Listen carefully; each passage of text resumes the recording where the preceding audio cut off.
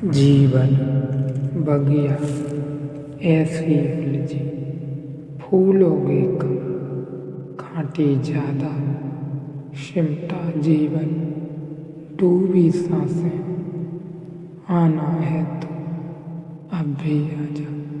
यदि आपने अभी तक अंतिम अध्याय नहीं देखा है तो कृपया करके अंतिम अध्याय देखें, क्योंकि इस अध्याय का सार उस अध्याय से मेल खाता है। इस अध्याय का सार उस अध्याय का सार, दोनों के मिलने से एक महत्वपूर्ण अर्थ सार निकल कर आता है।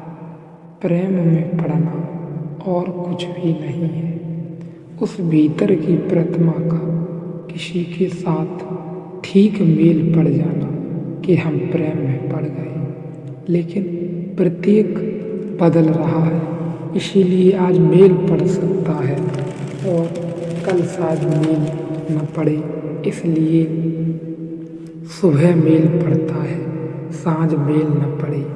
भारतीय मनीषा इस अनुभव पर एक दिन पहुंची कि जो प्रारंभ नहीं होता वह भी अंत हो सकता है, उसका भी अंत हो सकता है, और जो अंत नहीं होता जिसका, वह भी प्रारंभ हो सकता है।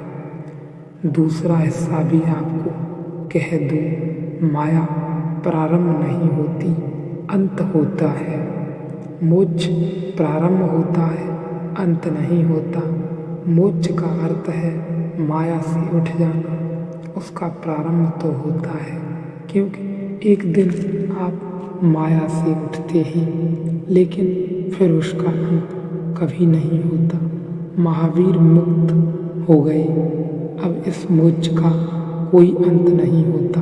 तो भारतीयों की मन समझा है इस बात को कि माया ऐसा तथ्य है जो प्रारंभ नहीं होता, अंत होता है। मोक्ष दूसरा तथ्य जो प्रारंभ होता है और अंत नहीं होता। यह बात समझ लेनी बहुत जरूरी है। मोक्ष दूसरा तथ्य है जो प्रारंभ होता है और अंत नहीं होता।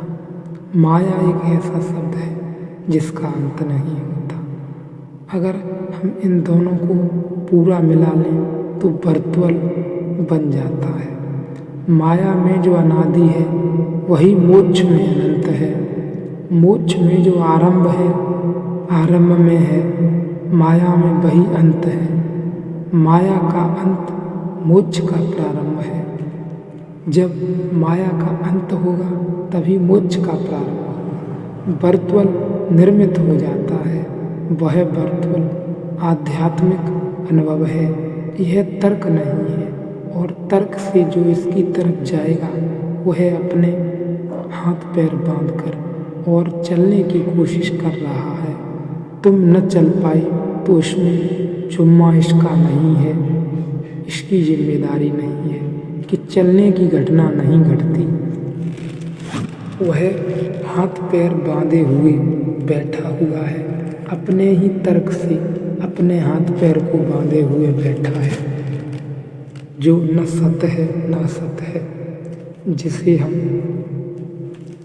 कह सकते हैं सत नासत हम कह सकते हैं, दोनों न हम यह कह सकते हैं दोनों नहीं। ऐसा सबसे अधिक विकार रहित दिखाई पड़ने वाली शक्ति को माया कहते हैं, जो न सत न असत, न है न हम में, और है तो दोनों नहीं, न सत न असत। ऐसी विकार रहित दिखाई पड़ने वाली, सबसे अधिक दिखाई पड़ने वाली माया है और विकार रहित दिखाई पड़ती है बिल्कुल, क्योंकि जब दिखाई पड़ती है तो विकार रहित ही दिखाई पड़ती है।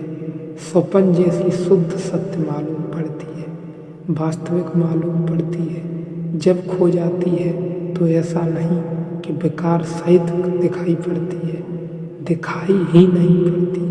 जब तक दिखाई पड़ती है शुद्ध सत्य मालूम पड़ती है। जब नहीं दिखाई पड़ती शुद्ध असत्य हो जाती है। यह जो दोनों के बीच का अस्तित्व है माया का, इसे ही हम संसार कहते रहे हैं। उसका वर्णन इसके अतिरिक्त और किसी प्रकार से नहीं किया जा सकता। जितना कहा जाए उतना कम ही होगा, अन्यथा कहा ही नहीं जा सकता। इससे ज़्यादा उसके बाबत कुछ भी नहीं कहा जा सकता। इससे ज़्यादा अगर जानना हो तो जानना पड़ता है, इतना काफ़ी है कहने के लिए। इससे ज़्यादा की कोई ज़रूरत नहीं है, इससे ज़्यादा संभव भी है। सूत्र पूरा हो गया। अब अगर ज़्यादा जानना हो तो जाना जा सकता है। यह माया अज्ञान रूप तुच्छ और मिथ्या है। यह माया अज्ञान रूप है, तुच्छ है, अति सूक्ष्म है, अज्ञान के कारण है और झूठी है। पर मूढ़ मनुष्यों को तीनों काल में वास्तविक जान पड़ती है और इसलिए ऐसा ही है, ऐसा कहकर उसका कोई रूप समझाया नहीं जा सकता। इसमें तीन बातें हैं। अज्ञान रूप हम नहीं जानते, इसलिए माया दिखाई पड़ती है। हमारा न जानना ही उसका आधार है। सांप दिखाई पड़ा है रस्सी में, उसका आधार क्या है? क्या हम रस्सी को ठीक से नहीं जान पाए? ठीक समय ज्ञान रस्सी का नहीं हुआ, इसलिए सांप दिखाई पड़ता है। अगर पास गए होते, प्रकाश जलाया होता, देखा होता तो सांप खो जाता। सांप का अस्तित्व हमारे न जानने में है, रस्सी में नहीं। इसे ठीक से समझ लें। यदि हम अंधेरे में रस्सी पड़ी है, हमने सांप समझकर लौट आए, प्रकाश न जलाया, तो हम यही समझते रहेंगे कि वहाँ सांप था। समझ लें इस बात को। सांप का अस्तित्व हमारे न जानने में है, हमने न जाना इसमें है, केवल और कुछ नहीं। रस्सी में नहीं, क्योंकि रस्सी तो हम जान लेंगे तब भी रस्सी ही होगी। नहीं जानते थे तब भी रस्सी ही थी। लेकिन बीच में एक क्षण आया, अंधेरा आया, भ्रांति थी।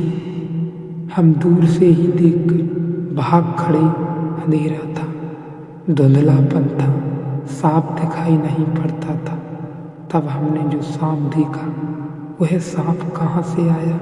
वह हमारे न जानने से और हमारी स्मृति से आया। हमने सांप को देखा है, रस्सी में कुछ मेल पड़ गया। उस सांप का रस्सी वैसी दिखाई पड़ी जैसे सांप हो, और अंधेरा था और रोशनी न थी, और हम भाग खड़े हुए। भय ने काम किया, स्मृति ने काम किया, ज्ञान की कमी ने काम किया, और हम भाग गए। तो जो नहीं था वह वास्तविक हो गया। भय ने काम किया, स्मृति ने काम किया। पुरानी स्मृति सांप की पर्दे पर फैल गई और अंधेरे ने काम किया। पास नहीं गए, अज्ञान ने काम किया और रस्सी सांप हो गई। कभी उल्टा भी हो जाता है, कभी सांप भी रस्सी हो जाता है। तुलसीदास को हो गया था। गए हैं पत्नी को मिलने, चोरी से सामने के द्वार से नहीं पहुंच सकते हैं, क्योंकि अभी कम दिन ही तो हुए हैं। पत्नी को गए अपनी माँ के घर, तो सामने किस मुंह से जाएं? तो मकान के पीछे से चढ़ गए हैं। वर्षा की रात है, सांप लटका है, रस्सी समझकर चढ़ गए। यह भी हो जाता है, क्योंकि अगर रस्सी सांप बन सकती है तो सांप क्यों रस्सी नहीं बन सकता? और इस माया के जो दो रूप हैं, तुच्छ यानी सूक्ष्म, छोटे से छोटा, और इसका झूठा रूप, वह अगले अध्याय में देखेंगे। इस अध्याय में इस अज्ञान रूप, इस अंधेरा, इस भय, इस डर, इस न जानने को समझा कि हम कैसे डर गए और हमने रस्सी को ही सांप समझ लिया हमारे न जानने से।